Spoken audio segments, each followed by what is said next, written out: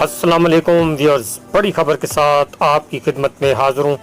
ایران نے CIA کو قاسم سلیمانی کی معلومات دینے والے شہری کو پھانسی دے دی ہے۔ اس کی ڈیٹیل آج کی ویڈیو میں ڈسکس کریں گے، شروع سے لے کر آخر تک ضرور دیکھیے گا۔ ایران نے امریکی اور اسرائیلی انٹیلیجنس سروسز کو پاسداران انقلاب کے مقتول کمانڈر قاسم سلیمانی سے متعلق معلومات دینے والے ایرانی شہری کو پھانسی دے دی۔ برطانوی خبر رساں ادارے کی رپورٹ کے مطابق ایرانی شہری کو گزشتہ صبح کو پھانسی دی گئی ہے۔ خیال رہے کہ گزشتہ ماہ ایرانی عدلیہ نے کہا تھا کہ محمود موسوی ماجد، جنہیں 2018 میں گرفتار کیا گیا تھا، نے پاسداران انقلاب کے کمانڈر قاسم سلیمانی کی جاسوسی کی تھی۔ عدالت نے مزید کہا تھا کہ محمود موسوی کا کیس رواں برس کے اوائل میں قاسم سلیمانی کے قتل سے منسلک نہیں تھا۔